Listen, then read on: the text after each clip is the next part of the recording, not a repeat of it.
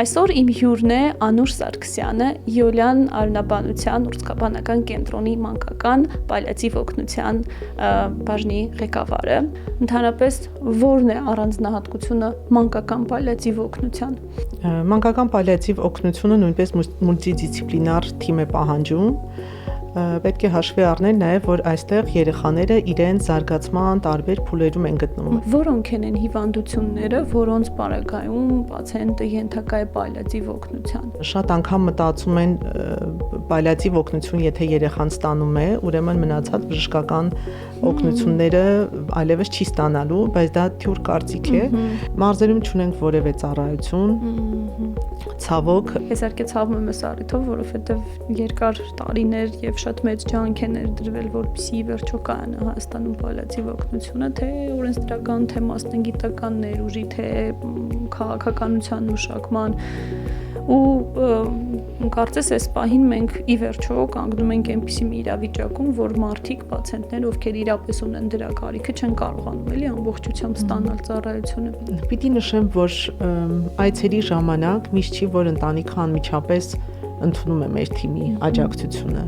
Երբեմն նրանք մտավախություն ունեն, ովքեր են, նոր մասնագետներ են, եթե ոչինչ չկա անելու իմ երեխայի հետ կապված, իրենք ինչ պիտի անեն։ Լինում են դեպքեր, երբ որ ծնողը ծնողին ավելի շատ է, խորհուրդ տալիս, ասում են, որ գիտեք, իմ երեխայի մոտ գալիս են, մեզ օգնել են, դուք էլ նույնպես դիմեք, ծնողն է մեզ դիմում։ Շատ ավելի հաճախ ծնողն է մեզ դիմում։ Ակնհայտ պալիատիվ օգնության կարիք ունեցող երեխան հստակ կերպով չի ուղղորդվում պոլիկլինիկական ծառայությունների առաջնային օղակի կողմից, Ես տեսնում եմ դեպքեր, որ 10 տարի ընտանեկան բժիշկը չի տեսել կամ մանկաբույժը չի տեսել այդ երեխային։ Եվ երբ որ ստիպված մեր հետ այցելում են, իրենք են շատ զարմանում, թե ինչքան է այս երեխայի վիճակը ծայրահեղ ծանր դարձել ու ինչքան վատ վիճակում է հիմա այդ երեխան։ Ծառայությունը պետպատվերի շրջանակներում է մատուցվում, շարժական թե վճարովի է։ Շատ պատմություններ ունենք եւ բաժանմունքում, երբ որ երեխաները հոսպիտալացվել են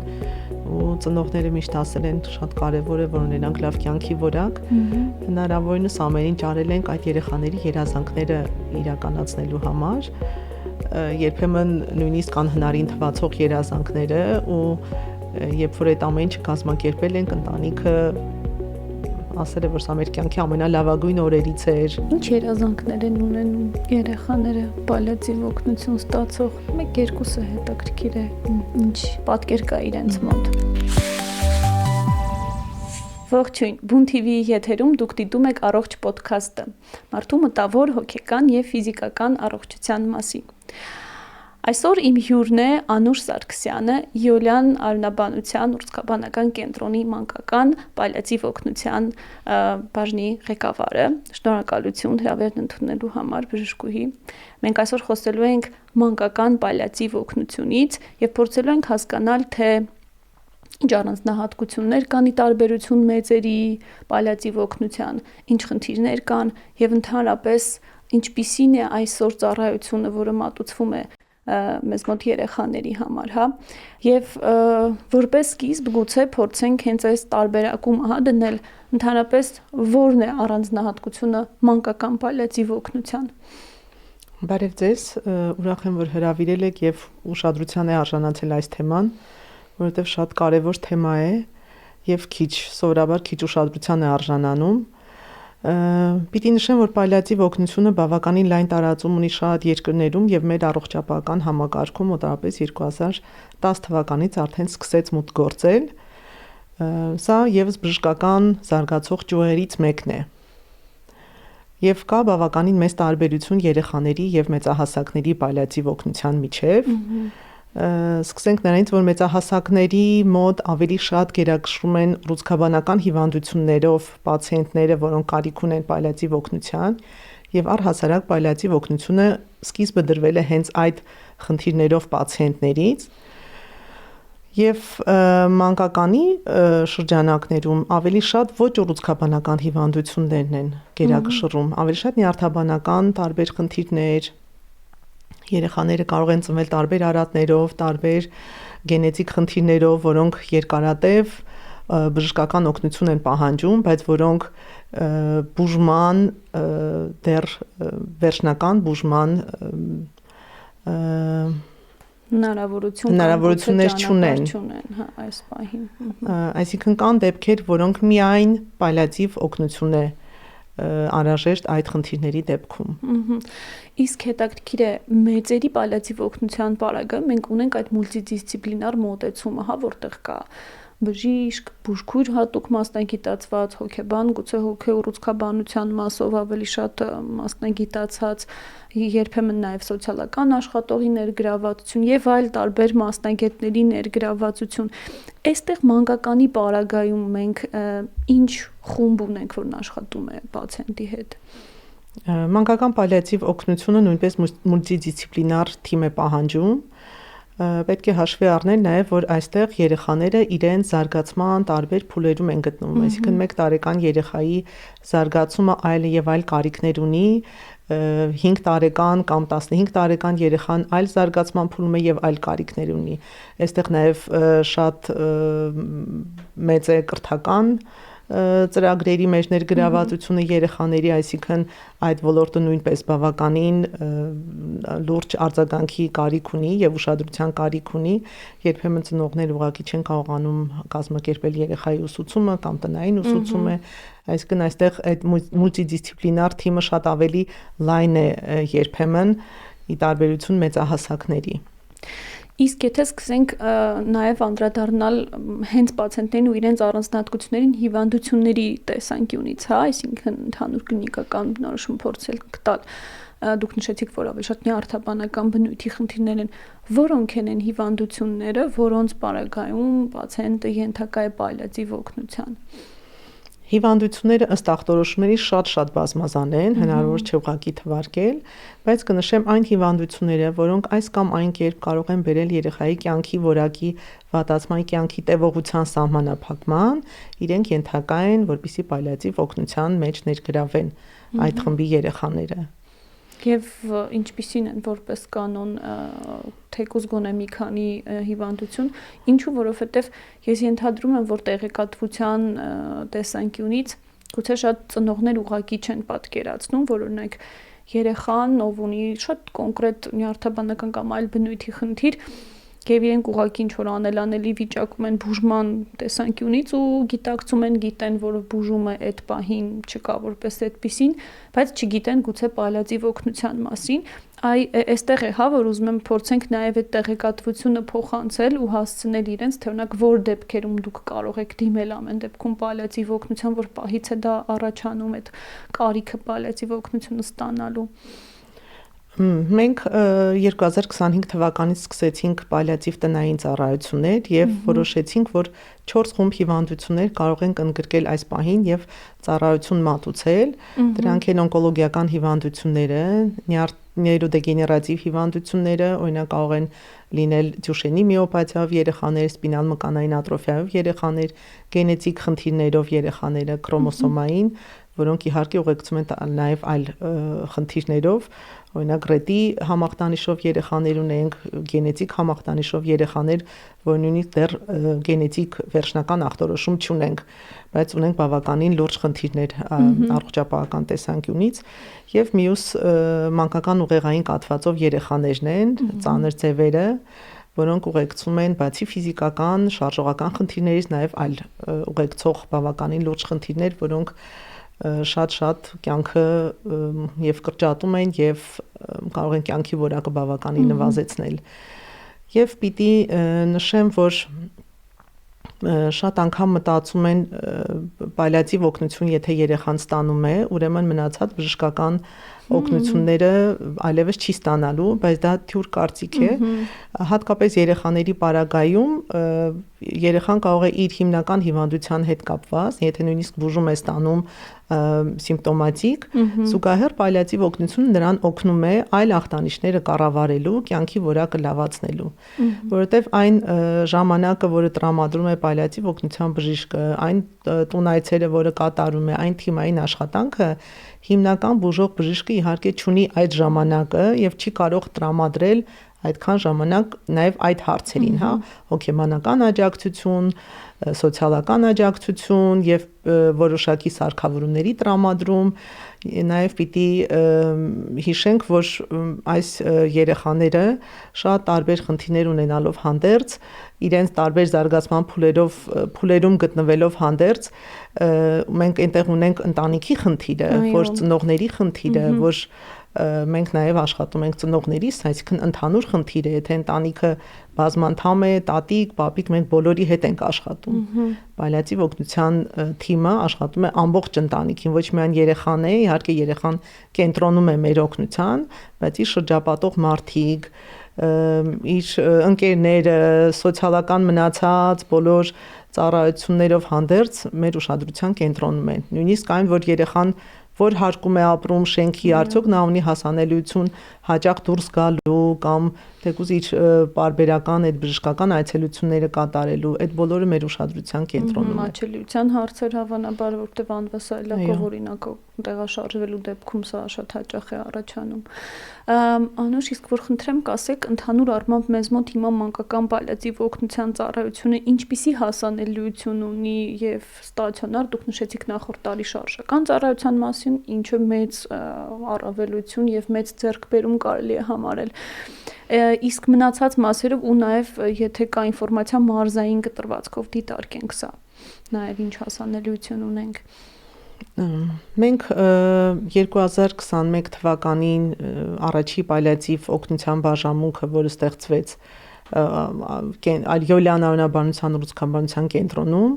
5 մահճակալ էր նախատեսված, դա միայն տարբեր քաղցկեղ ունեցող երեխաների համար է նախատեսված միայն 5 մահճակալ, որը միջազգային փորձագետների հետ հաշվարկներով մեր հիվանդացությունը հաշվի առնելով հասկացանք, որ դա բավարար է եւ իսկապես բավարար է այդ 5 մահճակալը, ավելի ուշ 3 մահճակալ բացվեց Արաբկիր բժշկական կենտրոնում, ռեանիմացիոն բաժանմունքում, այն երեխաները, որոնք այս կամ այն հանգամանքով դառնում են պալիատիվ օգնության կարիք ունեցող, այդ մահճակալները նրանց համար է նախատեսված եւ 2025 թվականից մեկնարկեցինք տնային շարժական ծառայությունները։ Մարզերում չունենք որևէ ծառայություն։ Ցավոք, չնայած որ 2015 թվականին կատարած կարիքների գնահատմամբ մենք տեսել ենք, որ մոտ 3300 երեխա ունեն պալիատիվ օգնության կարիք ընդհանուր առմամբ, բայց եւ ունենք մասնագետների դեֆիցիտ եւ ունենք շրջաններում վերապատրաստված մասնագետների կարիք, որ կարողանանք ծառայությունները զարգացնենք։ Իսկ այստեղ զուտ որպես ճշտող հարց, որովհետև մեծերի պալիատիվի մասով կրթական բավականին մեծ աշխատանք տարվել է եւ տարվում է, հա, ընթացիկ է սպահին էլ եւ շատ թե քիչ մասնագետներ կան ու կարծես առաջնային օղակում ծառայությունը կարելի ասել որոշակի իմաստով կայացել էր։ Հիմա իհարկե մի փոքր այդ իմաստով փոփոխություններ կա, որոշները փակվում են, ձևափոխվում են եւ այլն, բայց արդյոք մասնագետ ով մեծերի համար վերապատրաստվել է նորից կարիք ունի ամեն դեպքում մանկականի համար առանձին, թե սա լրիվ տարբեր է եւ այլ background, այսինքն այլ մասնագիտական փորձառություն ունեցող բժիշկը պիտի վերապատրաստվի մանկական պալիատիվի համար։ Զուտ հասկանալու թե օրինակ նեղ մասնագետների հարցը մարզերում ինչպես կարելի է լուծել։ Այո, մենք ունենք համապատասխան կրթական ծրագրեր, 4-ամսյա ծրագիր բժիշկների վերամասնագիտացման համար եւ բուժքույրական 3-ամսյա ծրագիր, դրանք բավական են, որպեսզի բժիշկը, որը որ ունի արդեն բազային այլ մասնագիտություն, համալսարան ավարտելուց հետո ունի որոշակի օրդինատուրա անցած եւ որոշակի կրթություն ու փորձ, այդ 4 ամիսը բավական է, որ ձեռք բերի որոշակի գիտելիքներ եւ սկսի աշխատել պալիատիվ օգնության ոլորտում, բայց մանկական պալիատիվ օգնություն ունի շատ առանձնահատկություններ եւ այդ կուրսը, որը պատրաստված է հիմնականում մեծահասակների համար, այնտեղ չկան այդ մանկական առանձնահատկությունները եւ չեմ կարծում, որ որևէ մեկը ավարտելով փորձ կանի աշխատելու երեխաների հետ, որովհետև շատ նրբություններ կան սկսած ցավազրկման տեսանկյունից, որովհետև նույն սանդղակները չեն կարող աշխատել երեխաների համար։ Մենք երեխաների մոտ ունենք շատ երեխաներ, որոնք վերբալ չեն, խոսք չունեն, եւ կան տարբեր միջոցներ, որոնց միջոցով մենք պետք է հասկանանք երեխան ինչի կարիք ունի, ցավ ունի, ինչ անհանգստություն ունի, հա, շատ առանձնահատկություններ կան եւ երեխան իր զարգացման փուլերում է գտնվում։ Ամեն անգամ մենք կարող ենք տեսնել, որ այս պահին երեխայի կարիքները այլ են։ Քան մի 2 տարի առաջ մենք կարող ենք, եթե լավ պալիատիվ օգնություն է ստանում եւ այն ախտանիշները բավականին լավ կառավարվում են, մենք կարող ենք երեխային հասցնել մեծահասակներ, այսինքն 18+ եւ տեղափոխենք։ Չնայած ես չեմ տեսել դեռևս մենք ունեցել ենք նախորդ տարի երեխաներ, որոնք լրացել են 18 տարեկանը, բայց այս պահին որևէ մեկը նրանցով չի զբաղվում։ Այսինքն այստեղ նաեւ այդ անցումը մանկականի եւ մեծահասակի ու մեծահասակ պալիատիվ օգնության, մեծահասակների համար պալիատիվ օգնության պատշաճ մատուցումը եւս խնդիրներ ունի։ Ես իհարկե ցավում եմ այս առիթով, որովհետեւ երկար տարիներ եւ շատ մեծ ջանք է ներդրվել, որպեսզի վերջո կանա Հայաստանում պալիատիվ օգնությունը, թե օրենսդրական, թե մասնագիտական ներուժի, թե քաղաքականության մշակման ու կարծես այս պահին մենք ի վերջո կանգնում ենք այնպիսի մի իրավիճակում, որ մարդիկ, պացիենտներ, ովքեր իրապես ունեն դրա կարիքը, չեն կարողանում էլի ամբողջությամբ ստանալ ծառայությունը։ Այդ խնդիրը, որ նշեցի, ոչ միայն մեր երկրում է, նաև այլ երկրներում կա, որովհետև այն երեխաները, որոնք հասնում են դեռահասության տարիք եւ անցնում են մեծերի, այսինքն 18+, նրանք ֆիզիկական տվյալներով դեռ մանկական եւ քաշը, եւ հասակը, եւ զարգացումը, քանի որ իրենց բուն հիվանդության հետ կապված զիջում են եւ հետ են մնում, իրենք այդ ֆիզիկական, առողջական, հա, որոշ տվյալներով իրանք դեռ երեխա են։ Դրա համար միշտ խնդիր է առաջանում, կան երկրներ, որոնք երկարացրել են այդ տարիքը մինչև 25 տարեկան կամ մինչև 20 տարեկան, կախված հա, երկիրը ինչպես է որոշում իր օրենսդրական դաշտը, մեր մոտ դեռ 10 մինչև 18 տարեկան մենք կարող ենք օգնություն ցուցաբերել։ Վերադառնալով այցերին, հա, որոնք դուք անում եք շարժական պալիատիվ ծառայության շրջանակներում, ինչ է մտնում այդ այցի մեջ, եթե փորձենք այդպես միջինացված նկարագրել, հա, յուրաքանչյուր այցը ինչ է իր մեջ ներառում, ով է մոտենում պացիենտին, ինչ է իրականացնում եւ նաեւ հասկանալու համար, թե ինչպիսին են ակնկալիքները սովորաբար լինում այդ այցերից։ Երբ որ մշակեցինք ծրագիրը, նախատեսել ենք, որ քանի որ հիվանդությունների խումբը շատ էր եւ մասնագետների կարիք կար եւ մասնագետներ չունեինք, որոշեցինք, որ ընդամենը որ երբ նշեցի 4 խումբ հիվանդություններով երեխաներին ընտրել, նախատեսում է, որ իրեն բուժող ընտանեկան բժիշկը, իրեն երեխային վարող կամ մանկաբույժը պետք է ուղղորդի, նախնական գնահատում անի եւ ուղղորդի դեպի ծառայություն։ Մենք ունենք ծառայության հեռախոսահամար, ծառայության էլեկտրոնային հասցե եւ այդ նախնական գնահատման թղթերը, այսինքն նախաձեռնողը լինի ընտանեկան բժիշկը կամ մանկաբույժը, ուղղորդի, որ այս երեխան, որը իմ մոտ է, կարիք ունի պալիատիվ օգնության։ Այդ նախնական գնահատումը տեսնելով մենք նշանակում ենք օր, որպեսզի իր մանկաբույժի հետ այց կատարենք տուն։ Համաձայնեցնում ենք ընտանիքի անդամների հետ, բժշկի հետ եւ պալիատիվ օգնության բժիշկը առաջի այցն են կատարում եւ այդտեղ արդեն օբյեկտիվ ռեալ գնահատվում է այն ամենը, ինչի կարիք ունի, ծնողներին եւս բացատրվում է ինչ է պալիատիվ օգնությունը, որպեսզի իմանան ինչպիսի ակնկալիքներ ունենան մեզնից եւ այդ ժամանակ նախնական խնամքի պլան է մշակվում եւ այցերի քանակ։ Եթե երեխայի վիճակը շատ ծանր է, մինչեւ ամիսը կարող է 2-3 այց լինել։ Եթե ավելի կայուն է վիճակը կամ ավելի քիչ բան ունենք անելու, 1 այց կարող ենք անել։ Այդ այցերի քանակը կարող է իհարկե երեխայի իրավիճակի կամ առողջական փոփոխությունից կարող է փոխվել։ Լինում է, որ վիճակի վատ թարացում է լինում եւ ծնողը զանգում է, որ ավելի հաճախ այցելությունների կարիք կա։ Եվ որոշակի սարքավորումներ են կարողանում տրամադրել երեխաներին, դա արտածծման սարք, եթե երեխան ունի անդադ դրա կարիքը, թթվածնի կոնցենտրատոր, խտացուցիչ, որ եթե երեխան թթվածին կախյալ է, այո, կարողանա տանը, հա, միացնել։ Երբեմն լինում է, որ երեխան կարիք ունի հակապարկելախոցային ներքնակի, կարող ենք ժամանակավոր դա տրամադրել, մինչև որ նա իր սոցիալական ծառայության հասանելիությամբ դա կարող է ստանալ։ Եվ որոշակի այո, սարքավորումներ կամ ինչ-որ բաներ, որոնք որ կարողանանք։ Իսկ մենք ունենք գործելակարգեր մանկական պալիատիվի մասով, որոնք հստակ նկարագրում է թե ինչ քայլեր են եւ ըստ գանգատների ինչ քայլեր է բժիշկը անում, թե ոչ։ Ինչպես օրինակ մեծերի բարեկամ ունենք։ Տարբեր հիվանդությունների համար առանձին մշակված գործելակարգեր չունենք։ Դեռևս մանկական։ Հասկանալի է։ Մի փոքր ուզում եմ նաև անդրադառնանք, այստեղ դուք խոսեցիք, որ նաև ծառայությունը ընտանիքին է մատուցվում, ուզում եմ նաև հասկանալ ընտանիքի պարագայում, որտեղ շատ հաճախ իսկապես երբ որ կա այս տեսակ հիվանդություն, որևէ,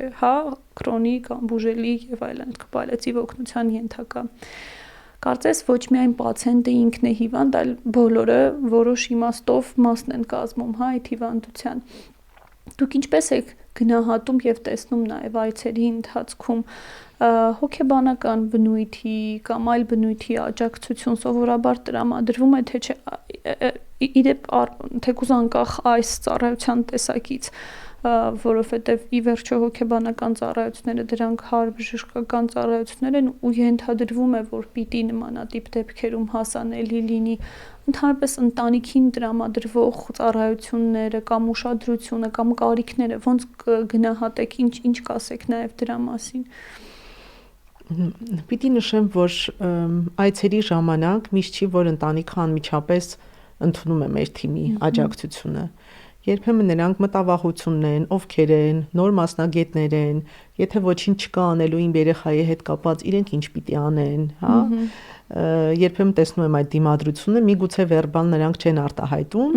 բայց իրենց թանուր մոտեցումից, խոսակցությունից, նախնական շրջանում զգում եմ, որ այդքան էլ հակված չեն, որովհետև իսկապես մտածում են, որ այլևս անելիք չկա, ինչ պիտի անեն։ Այդպես շատ բժիշկներ նույնպես մտածում են, պիտի նշեմ, բայց ժամանակի ընթացքում մենք առանց որևէ լուրջ դիմադրության կամ չգիտեմ հակամարտության մեջ մտնելով ընտանիքի հետ շատ մեղմ, աստիճանական մենք կարողանում ենք հասնել նրան, որ ընտանիքը շատ անգամ ասում է, որ մենք չենք պատկերացնում ինչ պետք է անենք առանց էս։ Մենք կարծում ենք այլևս ոչինչ անելիք չկա, բայց տեսեք ինչքան հարցեր կան։ Երբ որ մարդ ամեն օր նույն բանի մեջ է, շատ մանր հարցեր, որոնք որ կարելի է լուծել եւ նույն երեխայի կյանքի որակը լավացնել, երբեմն չեն էլ նկատում։ Եվ մենք կողքից երբ որ ուշադրություն ենք դարձնում տարբեր հարցերին, սկսում ենք այդ ամեն ինչը բարելավել, թեկուզ հասարակ փորկապությունը, որը երեխան տարիներով ունեցել է, ծնողը կարծում է, որ դա այդպես էլ պետք է լինի։ Եվ որովհետև հույս չի էլ ունենում։ Այո, երբ որ այդ հարցերը սկսում են աստիճանաբար կարգավորվել, երեխան, որը կամ ամիսներով չէր քնում, սկսեց քնել, չգիտեմ, ցնցվում էր, կամ անհանգիստ էր շատ, հիմա ավելի հանգիստ է, կամ չգիտեր, որ կարող է հակապարկելախոցային մատրաս ունենա, որ պարկելախոցեր չզարգանան, չգիտեմ, ավելի հարմարավետ սայլակ ունենար։ Այդ բոլոր հարցերի շուրջ, երբ որ մենք սկսում ենք ուշադրություն դարձնել եւ կազմակերպել, ընտանիքի վերաբերմունքը նույնպես փոխվում է մեր նկատմամբ եւ դառնում են մեր ամենահավատարիմ մարդիկ եւ ասում են, որ առանց էս շատ դժվար կլիներ իսկապես։ Իսկ նաեւ լինում են ուղղորդումներ խնամքի տեսանկյունից, որովհետեւ շատ մեծ է նաեւ խնամքի բեռը իրենց վրա դրված այդ իմաստով, հմտություններ ինչ որ զարգացնելու իմաստով, ուղղորդում հենց ընտանիքի խնամակալներին ուղղված։ Անպայման մեր այցերի ժամանակ կա կրթական մաս, այսպես ասած, ծնողներին սովորացնելու, կրթելու այդ հմտությունները իրենց սովորեցնելու, առավել եւս երբ որ որևէ սարքավորում տալիս ենք, անպայման պետք է վստահ լինենք, որ ծնողը կկարողանա դա անի կամ այն մարդը, որ խնամում է։ Միշտ չի որ անմիջապես մայրը կամ հայրն են, լինում է որ ընտանիքում ավելի շատ տատիկն է զբաղվում, կրթում ենք այն մարդուն, ով որ ավելի շատ զբաղվում է կամ իրեն ցանկությամբ, անպայման մեր մոտ ցույց են տալ ինչպես են անում դա, կամ երեխաներ ունենք, որոնք ազոգաստրալ զոնդի կարիք ունեն, տեղադրում ենք եւ հետագայում լինում է որ ծնողը ինքն է արդեն կարողանում այդ բոլոր բժշկական մանիպուլյացիաները անել չունենալով որևէ բժշկական կրթություն։ Ընթացքում փորձի հետ մեկտեղ ձեռք են բերում այդ հմտությունները։ Ամենա տարածված եւ խնդրահարույց այդպես խոչընդոտները, որ ունենում եք ծառայության մատուցման ընթացքում, որոնք են լինում տեխնիկական, կազմակերպչական բնույթից սկսած վերջացրած կլինիկական բնույթի ինչ-որ խնդիրներից։ 2023 թվականից, երբ որ նախատեսում էինք արդեն շարժական ծառայության սկիզբը, մենք կազմակերպեցինք վերապատրաստման դասընթացներ բոլոր այն բժիշկների համար, որոնք այդ տարածքում են։ Քանի որ շարժական ծառայությունը ոչ միայն Երևանում է, այլ 30 կիլոմետր շարավղով, այսինքն Երևանին կից մոտ մարզերը, այդ բժիշկներին նույնպես ընդգրկեցինք, որպեսզի իրենք իմանան ում պետք է դիմեն, որ հիվանդությունների դեպքում, որ ախտանիշների դեպքում։ Եվ մեկնարկը ծառայության դրվեց 2025 թվականի հունվարից սկսեցինք։ Դերևս շատ քիչ ուղղորդումներ են լինում, կարելի ասել գրեթե ուղղորդում չկա որևէ բժշկական հաստատությունից կամ պոլիկլինիկական ծառայությունից կամ բժշկից։ Չեմ պատկերացնում ինչն է պատճառը, ես ինքս բազմիցս այցեր եմ նորից անում այդ պոլիկլինիկական հաստատություններ, մանկաբույժներին այն ընտանեկան բժիշկներին, որոնք կարող էին ուղղորդել, նորից են բարձրաձայնում, լինում են դեպքեր, երբ որ ծնողը ծնողին ավելի շատ է, խորհուրդ տալիս, ասում են, որ գիտեք, իմ երեխայի մոտ գալիս են, մեզ օգնել են, դուք էլ նույնպես դիմեք, ծնողն է մեզ դիմում, շատ ավելի հաճախ ծնողն է մեզ դիմում, եւ մենք հետադարձ նոր կապ ենք հաստատում ընտանեկան բժշկի հետ կամ մանկաբույժի հետ, ասելով, որ գիտեք, դուք ձեր տարածքում ունեք այսպիսի երեխա, որը կարիք ունի պալիատիվ օգնության, եւ երբեմն արժանանում ենք դիմադրության, որ ինչի իմացակ, որ դա պալիատիվ օգնության կարիք ունի, ինչի պետք է ես ուղղորդեմ այդ ուղեգրերը, նախնական պետք է ուղեգիր։ Լրացուցիչ քայլեր են համարում ու ոչ ոնց որ երբեմն համոզում ենք բժշկին, որ իսկապես այդ երեխան կարիք ունի, այդ երեխան ունի կլման դժվարություն, քաշը շատ փոքր է, շատ ֆիզիկական դժվարություններ ունեն խնամքի հետ կապված։ Իսկապես արժանանում ենք դիմադրության, դերևս ակնհայտ պալիատիվ օգնության կարիք ունեցող երեխան հստակ կերպով չի ուղղորդվում պոլիկլինիկական ծառայությունների առաջնային օղակի կողմից, ու այստեղ փաստորեն պիտի նաև ոնց որ փորձենք իրենց այդ տեղեկատվությունը եւս մեկ անգամ հասցնել, որ որոշակի հիվանդությունների պարագայում, այդ թվում նաև ինչ որ սիմպտոմատիկ խնդիրներ, որոնք առաջանում են ու դուք տեսնում եք, որ որքան էլ հիվանդությունը բուժելի չէ երեխայի պարագայում, բայց պալիատիվ օգնությունը կարող է օգնել եւ կյանքի որակը փոփոխել։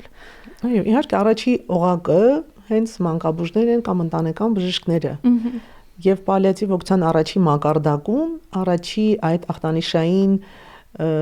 բուժումը կամ օգնությունը իրենք պետք է մատուցեն։ Բայց շատ դեպքերում ես տեսնում եմ, որ այդ երեխաներին տարիներով միգուցե չեն տեսել բժիշկները, ընտանեկան բժիշկները, որպես այդպես չի եղել, որովհետև երեխան եղել է արդեն դժվար տեղափոխման ենթակա, ծնողը դժվարացել է անդադանել, պոլիկլինիկական ծառայություն, բժշկի խորհրդատվությունների։ Իհարկե մանկաբույժները կամ ընտանեկան բժիշկները չեն մերժել նրանց, եթե որևէ ուղեգրման կարիք է եղել այս կամ այն հիվանդանոց եւ ուղեգրել են։ Եվ ես տեսնում եմ դեպքեր, որ 10 տարի ընտանեկան բժիշկը չի տեսել կամ մանկաբույժը չի տեսել այդ երեխային։ Եվ երբ որ ստիպված մեր հետ այցելում են, իրենք են շատ զարմանում, թե ինչքան է այս երեխայի վիճակը ծայրահեղ ծանր դարձել ու ինչքան վատ վիճակում է հիմա այդ երեխան։ Իսկ անհատապես տեսնելու վիճակը գնահատելը կարևորագույն օղակն է այս մասով։ Կարծում եմ, որ տեսնեին, որ ինչքան խնդիրներ ունեն ու այդ ժամանակ իսկապես կուղղորդեին, որովհետև դա ոչ թե այդ երեխային մենք չենք վերցնում իրենց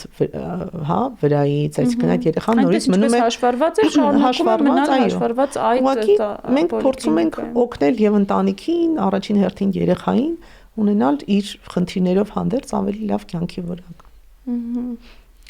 Ծառայությունը պետպատվերի շրջանակներում է մատուցվում, շարժական թե վճարովի է։ Չէ, շարժական ծառայությունը պետպատվերի շրջանակներում, երբ որ 25 թվականին սկսեցինք, դեռ պիլոտային ծրագրի նման արեցինք, 40 երեխա որոշեցինք ընդգրկել 6 ամսվա ընթացքում, հասկանանք ինչպես է ընթանում ծառայությունը, ինչ դժվարությունների ենք հանդիպում։ Հավաքագրեցինք այդ երեխաներին եւ երբ որ հունիսը լրացավ ամփոփեցինք, տեսանք, որ բավականին լուրջ խնդիրներ ունենք, բավականին անելիք ունենք։ Եվ նախարարությունը որոշեց, որ այդ երեխաների թիվը կարող է մեկ թիմը ավելացնել եւ դառնա 70 երեխա։ Այսինքն մեկ բժիշկը եւ երկու բուժքույրը կարող են վարել 70 երեխա Երևանում եւ շրջանում։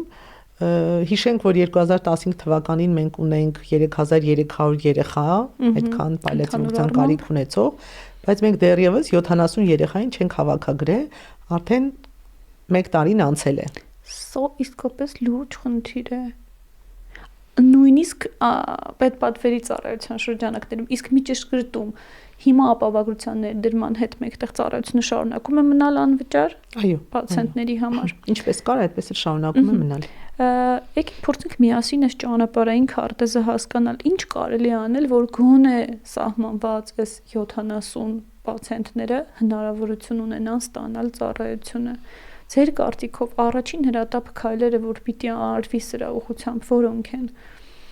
Ես քանի որ չեմ հանձնվում եւ շարունակում եմ որտեղ այդ երեխաների շահերն էլ պետք է պաշտպանվի եւ միգուցե ծնողը ինչ որտեղ մեղավոր չի, որ չի տիրապետում այդ ինֆորմացիային, արդեն թիրախային մոտենում եմ հիվանդանոցներում կամ պոլիկլինիկաներում այն բժիշկներին, օրինակ նյարդաբաններին, որոնք շատ ավելի լավ տեղյակ են այդ երեխաներից, նրանց հետ եմ զրույցներ վարում, նրանցից եմ ուզում տվյալների ցանկ եւ որոշակի ստացել եմ էլի տվյալների բազա, որ պետքա երեխաներին ընդգրկենք։ Հաճախ դիմադրությունը արժանում եմ նրանում, որ բժիշկը, ով որ վարում էր մանկաբուժը, ասում է, եթե նյարդաբան ուղղորդել է, ապա ես ինչի պիտի այդ ուղեգիրը կամ ուղղորդում անեմ, ես ինչի պետք է կամ երեխայի տուն, արդյոք դա պարտադիր է, բայց մենք մշակելու ժամանակ մտցրեցինք այն կետերը, որ իսկապես քանի որ առաջնային օղակը իրենք են, հետագայում եթե ես որևէ նշանակում անեմ կամ երեխան որևէ բժշկական օգնության կամ դեղորայքի կարիք ունենա,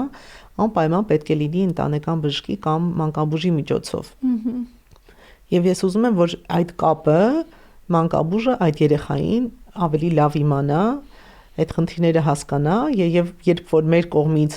ինչ որ մի ուղղորդում լինի, ինքը հասկանա ինչի մասին է դա խոսքը։ Եվ ի վերջո առաջնային օղակը եւս պիտի որ էս ընդհանուր թիմի մաս կազմի, որպես կանխարգելիչ, պահպանողական, բժշկական բնույթի ծառայություններ իրականացնող կառույց, ով ի վերջո ընդհանուր առմամբ իր հաշվառված պացիենտի մասին պիտի որ ավելի շատ բան իմանա, եւ նաեւ ինչու ոչ ընտանիքի պարագան, որտեվ համալիր ենք դիտարկում սա։ Ես հասկանում եմ զբաղվածությունը ինչքան անելիքներ ունեն առաջնային օղակի բժիշկները, ընտանեկան բժիշկները, մանկաբույժները, այո, բայց այդ երեխաների թիվը այդքան էլ շատ չի։ Չգիտեմ, առավելագույնը կարող է մեկ բժիշկ 2 երեխա ունենա իր տարածքում, ոչ ավել։ Ու կարծում եմ, որ այդ 2 երեխաներին կարելի է գոնե եթե դիտարկենք ամսական 1 այցով կամ թեկուզ, չգիտեմ, 2 ամիսը 1 գոնե սկզբի համար, որ կարողանան սկսել այդ գնահատումն անել, կապ ունենալ, ուղղորդումները կարողանալ կազմակերպել։ Նաև մտածում եմ, որ երևի լինի դասընթացներ, միգուցե նաև պարտադիր մանկական պալիատիվ օգնության վերաբերյալ, այսինքն կամ ամեն մի շրջանավարտ, որը համալսարանից պետքա դուրս գա, ունենա որոշակի գիտելիքներ, որովհետև դա կոմունիկացիայի խնդիր է, դա վերաբերմունքի խնդիր է, այդ գիտելիքները այնքան այդ մինիմալ գիտելիքներն են, որ ամեն բժիշկ պետք է իմանա։ Ինչպես խոսել, ինչպես արագ արձագանքել խնդրին, արդյոք դա խնդիր է, խնդիր չի, թե մեծահասակ լինի, թե երեխա լինի, այսինքն պալիատիվ օգնության այդ մինիմալ հմտությունները պետք է տիրապետի ամեն մի բժիշկ։ Անուշ, ես կխնդրեմ նաև անդրադառնալ պալիատիվ օգնության կարևորագույն մասը կազմող հարցին, որն է ցավային համախտանիշը եւ իրական մախտանիշը, եւ այստեղ երեխաների դեպքում ենթադրում եմ շատ ավելի զգայուն ու խնդրահարույց է։ Մեծերի դեպքում բոլորովին այլ են բերվում պատճառները, թե ինչու օրինակ այդ պահանջը չի ձևավորվում, ինչու դեղերի դուրս գրումը չի լինում եւ այլն, հիմա ոնց որ փորձենք մի պահ դրանից կտրվել, գալ երեխաների պարագայում։ Նախ ինչպես է դա իրականացվում, եթե երեխան կարիք ունի եւ արդյոք այստեղ եւս ունենք ինչ որ խնդիրներ։ Դուք հավանաբար օպիոիդային, դեղորայքի մեծերի պարագայում, բայց երեխաների պարագայում չգիտեմ ինչպես է իրականացվում, գուցե մի քիչ այստեղ բարձաբանենք։ Երեխաների հետ կապված հիմնականում իհարկե օնկոլոգիական հիվանդություններ ունեցող երեխաներն են, որ ավելի հաճախ կարիք են ունենում, քանի որ մեր կենտրոնում կա այդ երկու բաժանմունքները, մանկական արյունաբանության եւ ուռուցքաբանության եւ պալիատիվ օգնության բաժանմունքը նույնպես, նույն հիվանդանոցի տարածքում է, եւ ես որպես բժիշկ պալիատիվ օգնության ընդգրկված եմ երեխաների ընթացքում բուժման գործընթացին, այսինքն երեխաները ծնողները իրենց բուժման գործընթացում տեսնում են ինձ այնպես չէ որ միայն այն պարագայում երբ որ երեխան այլևս երեխայի հետ կապված ոչինչ չկա անելու եւ բուժման ընթացքում է շատ դեպքեր լինում են որ երեխան բավականին ուժեղ ցավազրկողների կարիք է ունենում բժիշկների կողմից առանձնապես դիմադրության չէ երբեմն լինում է ծնողների կողմից դիմադրություն որ վախեր ունեն, որոշակի հնուց եկած կամ ինչ որ չդառնա երեխան կախյալ նման տեղորայքից, բայց երբ որ մի քիչ ավելի երկար բացատրում ես, որ դա կարող է կրել ժամանակավոր բնույթ, նույն դեղորայքը կարելի է նշանակել ուժեղ տրավմաներից, ծանր տրավմաներից հետո ուղղակի որպեսզի ցավը հանեն կամ հոգեբանները նույնպես ընդգրկվում են այդ խոսակցությունների մեջ եւ ծնողները ի վերջո համաձայնվում են, իհարկե դա եզակի դեպքեր են։ Համաձայնվում են այն ուժեղ ցավազրկողներին, որոնք որ պետք է նշանակվեն եւ երբ որ նշանակվում են ու երեխան պետք է գնա տուն, արդեն կապ ենք հաստատում պոլիկլինիկայի բժշկի կամ մանկաբույժը կամ ընտանեկան բժիշկը եւ բացատրում ենք, որ երեխան նման տեղորայքի կարիք ունի մանկական պրակտիկայում պետք է նշեմ, որ երբևէ դիմադրության չեմ արժանացել եւ եթե ճիշտ տեղեկանքը տրվել է բժշկին, որ ինչ տեղաչափով պետք է տա, որովհետեւ իրենք նշում են, որ մեր փորձը այդքան էլ մեծ չէ եւ դա նորմալ է։ Նշանակման գործընթացը։ Այո, երբ որ մենք ճիշտ ուղեգրում ենք, որևէ դիմադրության չենք արժանացել, նույնիսկ եղել են դեպքեր, որ երեխան հեռավոր շրջան է մեկնել եւ ունեցել է ցավային ուժեղ համախտանիշ, դիստանցիոն կարողացել են կապնվել, նշանակել որևէ խնդիր չի առաջացել։ Ես գիտեմ, որ մեծերի պարագայում շատ ավելի մեծ դիմադրության են արժանացնում, եւ բժիշկները, եւ նույն ընտանիքի անդամները, երեխաների պարագայում կարծում եմ այդքան էլ չկա միգուցե պատկերացնելով, որ ինչ վիճակի մեջ կարող է լինել երեխան, ասում են ամեն ինչ կանենք հնարավորինս օգնելու։ Լավ է գոնե այս դրական խնդիր ունենք պատկերը, երբ որ ոչ օնկոլոգիական հիվանդություն լինի ու երեխան խոսք չունի, վերբալ չի, այդ ժամանակ չունեն մասնագետները հստակ գործիքներ ճիշտ գնահատելու եւ երեխաները, որոնք ունեն կոնտրակտուրաներ, օրինակ մանկական ուղեղային կաթվածով ծանր դեպքերի ժամանակ կարող են տարբեր հոդեր կոնտրակտուրաների մեջ լինել ու դա բավականին ցավոտ է։ Եվ այդ ժամանակ եւ ճիշտ չի գնահատվում եւ չի նշանակվում։ Նույնիսկ հասարակ առաջի աստիճանի ցավազրկողներ կարող են դա պարացետամոլ, իբուպրոֆեն, երբեմն չի ցավազրկվում։ Ենթադրում եմ, որ նաեւ կարող են ողնաշարային խնդիրներ եւ ցավեր ունենալ հատկապես հայելի նույն ողնուղեղային կանային ատրոֆիայի պարագայում եւ այլն հատկապես երբ ծանր սկոլիոզներ են ունենում, դեֆորմացիաներ են երկար ժամանակ լինում եւ այստեղ ենթադրում եմ, որ ելի ցավը ուղղորդող է լինում փաստորեն մնացած բոլոր սիմպտոմներին։ Եթե փորձենք քննարկել ու հասկանալ որպես ձեռքբերումներ, ավելի լավ լույսի ներքո կամ առանձին պատմություններ, որոնք ունեցել եք, հաջողության պատմություններ, կպատմեք նաեւ դրանց մասին, որ նաեւ որոշակի ոգևորող լինի թե ընտանիքի անդամների եւ թե հնարավոր պոտենցիալ ուղղորդող առաջնային օղակի բժիշկների համար։ Ինչ լավ պատմություններ եւ ձեռքբերումներ կան այս տարիների ընթացքում։ Շատ պատմություններ ունենք եւ բաժանմունքում, երբ որ երեխաները հոսպիտալացվել են ու ծնողները միշտ ասել են շատ կարեւոր է որ ունենանք լավ կյանքի որակ հնարավորինս ամեն ինչ արել ենք այդ երեխաների երազանքները իրականացնելու համար երբեմն նույնիսկ անհնարին թվացող երազանքները ու երբ որ այդ ամեն ինչը կազմակերպել ենք ընտանիքը ասել է, որ սա մեր կյանքի ամենալավագույն օրերից էր, բավականին լավ լուսանկարներ, հիշողություններ կարողացել են իրենց համար ամփոփել, միշտ երբ որ երեխան հոսպիտալացվում է պալիատիվ օգնության բաժանմունքում, ոչ միայն ախտանիշային բուժումը, այլ երեխայի ցանկությունները, ինչ է ցանկանում եւ ինչ կուզենար, որ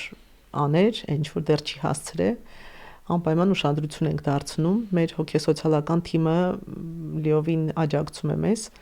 եւ շատ դրական պատմություններ ունենք, որ նույնիսկ երեխայի կորստից հետո ծնողները երևի 90% ծնողների մեծ մասը նորից մնում են կապի մեջ մեզ հետ, գալիս են, իրենց օգնությունն են առաջարկում, փորձում են օգնել այլ ծնողների, ովքեր որ այդ դժվարին փուլում են։ Ես կարծում եմ, որ դա մեր հաջողված դեպքերն են եւ շարժական ծառայության շրջանակներում մենք ունենք նաեւ ընտանեկան դեպքեր, երբ որ ընտանիքում երկու երեխաներն են խնդրով, երբ որ ծառայության մեջ էինք արդեն ընդգրկել այդ երեխաներին, օրինակ ծնողներից մեկը ասում էր, ես կարծում եմ, որ իմ երեխան 18 տարեկան չի հասնի, բայց պալիատիվ օգնության ծառայության միջոցով մեր աջակցությամբ երեխան արդեն 19 է գրեթե մոտենում եւ ամեն անգամ ծնողը ասում է, որ շատ ուրախ եմ, որ դուք կաք եւ ես երբեք չէի կարող պատկերացնել ինչ կարող էինք անել առանց ձեզ։ Ինչ երազանքներ են ունենում երեխաները պալիատիվ օգնություն ստացող։ Մեկ երկուսը հետաքրքիր է, ինչ պատկեր կա իրենց մոտ։ Մի երեխա ունեինք, ով որ կիսատեր մնաց է ուսուցումը խոհարարական քոլեջում եւ նա երազում էր իտալական խոհանոց գնար եւ մեկ այլ ծնող կարողացավ աջակցել, որ ամբողջ ընտանիքով գնացին իտալական խոհանոց, երեխան նույնիսկ այդ ժամանակ արդեն սայլակի մեջ էր, շատ դժվար էր տեղափոխությունը կազմակերպելը եւ ինքը ինքնուրույն իր ձեռքով պատրաստեց իր սիրելի պիցան շեֆ խոհարարի հետ եւ շատ լավ ժամանակ անցկացրեցին։ Լինում է, որ ուզում են տարբեր ինչ որ զվարճալի միջոցառումներ, իրենց ծննդյան տարեդարձներն է իրականանում։ Մի երեխա ունենք, որ երազում էր, որ ունենար 10,000-ից ավել իրեն հետևորդներ, ինչ որ հարթակում, չեմ հիշում այս պահին, եւ կարողացան կազմակերպել նույնիսկ մի տասնյակ հազարավոր հետևորդներ ուներ եւ այդ բոլոր բլոգերները իրեն այցելում էին իր ամենաերջանիկ օրերն էր։ Ես հիշում եմ ժամանակին, երբ քիչ առաջ մինչ եթերը սկսելն էինք խոսում դրա մասին, որ միջազգային մանկական պալիատիվ օգնության մի կոնֆերանսի ժամանակ շատ հետաքրքիր փորձառություն էին ներկայացնում, թե ինչպիսի երաժշտական պրոյեկտներ են անում այս երեխաներին օգնելու համար, ընդ որում շատ անհատականացված մոտենալով, այսինքն յուրաքանչյուր երեխայի կարիքներին, ցանկությանը, ճաշակին, համապատասխանեցնելով։ Ինչ է կարծում պալիատիվ օգնությանը այսպես աջակցող, կողքից նաև այլ ծառայություններ, մի քիչ ավելի այսպես դրական, ես ենթադրում եմ, որ այն, որ մինչ այս պահը մենք չենք կարողանում ապահովել 70 պացիենտի հնարավոր պոտենցիալ պացիենտի օգնության ստանալու գործընթացը, բայց եթե փորձենք մի փոքր ավելի մեծ մտածել, հնարավոր է արդյոք այս տեսակ օգնող նաև ծառայություններ լինեն, կամ գուցե փորձենք ընդհանուր քաղաքականությունը այնպես փոխել, որ մի փոքր ավելի լսելի դարձնենք այս մարդկանց ցանկությունները, կարիքները, որտեղ սրանք շատ հաճախ կարծես ոչ այդքան բժշկական, բայց նաև օգնող են համարվում եւ գուցե դուք էստեղ ասեք, թե որքանով կարող է նաև պալիատիվ օգնության շրջանակներում նմանատիպ այլընտրանքային մոտեցումները օգնող լինեն ընդհանրապես։ Պալիատիվ օգնության շրջանակներում շատ բազմաթիվ ծառայությունների եւ կարիք ունեն եւ կարող են ստանալ երեխաները։ Իհարկե դա շատ կախված է երկրի հնարավորություններից, երբ որ մենք տեսնում ենք զարգացած երկրներում ինչպիսի ծառայություններ են ստանում երեխաները, իհարկե դեռ մենք բավականին հետ ենք, բայց նաեւ պետքա կարևորենք այդ ծառայությունները։ Կան բազմաթիվ կենտրոններ, որտեղ կան եւ լողավազան երեխաների համար եւ հատուկ զգայական սենյակներ եւ աղի սենյակներ, տարբեր միջոցառումներ են իրականացնում, առանձին ճամբարներ կան, որ ծնողները այդ երեխաների հետ գնում են, հա, որոշակի ժամանակահատվածում անց են կացնում ճամբարում, դա շատ կարեւոր է, որովհետեւ ծնողները մեկը մյուսին տեսնելով ավելի ոգևորվում է, այո, եւ տեսնում են, որ ինքը միայնակ չէ, հա, հաճախ այդ կարծում եմ, որ միայն իրանք են նման խնդրով, միայն իրենք ունեն այդ դժվարությունները, բայց ծնողներին տեսնելով ավելի ամրապնդվում են եւ ավելի ոգևորվում են։ Պիտի նշեմ, որ շատ կարեւոր է ուղղակի տեսնել այդ խնդիրները։ Երբեմն մենք չենք ուզում տեսնենք։ Եվ եթե չենք ուզում տեսնենք, չենք էլ փորձի այդ խնդիրներին լուծում տալ։ Օրինակ անցած տարի մի բալիկ ունեինք, ով որ ապրում է բարձրահարկ շենքի 7-րդ հարկում։ Եվ արդեն քաշը մեծ է եւ գրկած դժվար է տեղափոխել երեխային։ Երբ որ գնում ենք ամեն անգամ ասում ենք, ուղղակի ամենամինիմալ այդ երեխայի կարիքը դուրս գալ բակ զբոսնելու ծնողի հետ չուներ։ Փորձեցին կապ հաստատել, հա, թաղապետարան եւ այլն, իհարկե կառուցվեց թեքահարթակ, միգուցե ոչ այդքան հարմար, ինչպես մեր շատ թեքահարթակներից կան, որոնք շատ բան են, բայց ինչ որ բան արվեց, բայց գոնե նկատելի դարձրեցինք, այդ թաղապետը ուշադրություն դարձրեց, խնդիրը կարևորեց, հա, շատ մանր հարցեր կա, որ ուղղակի ցանկություն է պետք, երբեմն այդքան մեծ ֆինանսի կարիք չկա։ Կամ մենք ունենք երեխաներ, որոնք դպրոց են հաճախում։ Չնայած իրենց այդ բոլոր խնդիրներին, իրենք ունեն կրթվելու իրավունք եւ ուզում են հաճախել դպրոց։ Դպրոցը ուղղակի չի ապահովում այն միջավայրը, որտեղ երեխան պետքա կրթվի։ Նկա դպրոց, որտեղ երկու նմանատիպ երեխաներ կան։ Ասում են դա իմ մեղքը չի, տեղափոխում է այլ դաշտ, բայց այսինքն ինչ որ ցանկություն է պետք, բայց կան դպրոցներ, որոնք նույնիսկ մեկ երեխայի համար կարողացել են բավականին միջավայրը փոխել, դարձնել հասանելի։ Հա, կամ ծնող կա, դպրոց կա, հիմա հրաժարվում է երեխային տնային ուսուցում։ Բայց երեխան 13 տարեկանը երազում է հայկական տառերը սովորել, այբուբենը սովորել ու կարդալ հայերեն։ Հասկանալի է եւ միևնույն ժամանակ ցավալի։ Անուշ կուզենամ նաեւ անդրադառնանք ձեր որպես մասնագետ այսքան ծանր ոլորտում, բարդ ոլորտում աշխատելու հետ մեկտեղ ինչպես եք լուծում հուզական այրման համախտանիշի եւ ընդհանրապես բարձր ապրոմակցում ունեցող, հա, այս տեսակ մասնագիտությունների դեպքում նաեւ ձեր թե հոգեկան, թե ինչ ոչ ֆիզիկական առողջության հարցը, ինչ ճանապարհներով եք փորձում նաեւ պահել այդ հավասարակշռությունը, բալանսը ձեր նաեւ որպես բժիշկ վիճակի, հա։ Միգուցե կա որոշակի անձնական տվյալներ, որոնք որ թույլ են տալիս հաղթահարելու, երբեմն ասում են, որ երևի ուժեղ մարդ ես կամ չգիտեմ ինչ կան, չեմ կարող ասել ինչ կա։ Միգուցե ամեն մեկը չի գալիս պալիատիվ օգնության ծառայության ոլորտ, որովհետև չունի ապրումակցման այդ հատկանիշը կամ գնահատելու, զգալու դիմացինի ցավը, միգուցե չես վերցնում այդ ցավը, դու չես տանում քո հետում, բայց կարողանում ես գնահատել, իհարկե շատ նաև հուզական մասնագիտություն է, այնպես չէ որ ես էլ շատ հուզվում եմ, ծնողների հետ լացում եմ, ինձ թույլ եմ տալիս, հա, ինչ-որ տեղից դուրս հանել, նաև ապրել այդ էմոցիաները։ Այո, երբեմն ասում եմ, որ միգուցե դա ամոթ է, բժիշկը չպետք է հուզվի, բայց կարծում եմ, որ դա այդպես չի։ Մենք էլ, հա, մարդ ենք եւ կարող ենք հուզվել եւ ծնողը տեսնում է, որ իսկապես դու էլ ամեն ինչ անելով հանդերձ բժիշկը նույնպես ինչքան միգուցե ապրումակցող է եւ իրենց հետ է։ Նաեւ շատ մեծ ուժ է տալիս ինձ, երբ որ ծնողները երբեմն նույնիսկ երեխայի մահից հետո այդքան շատ շնորհակալ են, կապ են պահպանում, եթե ինչ-որ առիթների շնորհավորում են, զանգում են, ասում են, որ դուք օգնեցիք, որ իմ երեխան չտառապեց, մենք իսկապես չէինք պատկերացնում տանը ինչ պետք է անեինք։ Եվ այդ ժամանակ ես կարծում եմ, որ երևի ճիշտ ծառայություն եմ մատուցում եւ ճիշտ ուղղության վրա ենք, ճիշտ տեղում ենք։ Շնորհակալություն հետաքրքիր զրույցի եւ ընդհանրապես ձեր արված ահռելի աշխատանքի համար։ Եվ վերջում մեր ամփոփիչ հարցը ո՞րն է հենց Անուշ Սարգսյանի համար իր առողջ լինելու բանաձևը։ Առողջության բանաձևը հավանաբար լինել ճշմարիտ ինքդ քո հետ, քո մարմնի հետ եւ կարողանալ բալանսի մեջ պահել եւ ընտանիքը, եւ աշխատանքը, եւ առօրյան, եւ ինքդ քո եսը։ Շնորհակալություն։ Դուք դիտում եք Առողջ Պոդքասթը։ Ցտեսություն։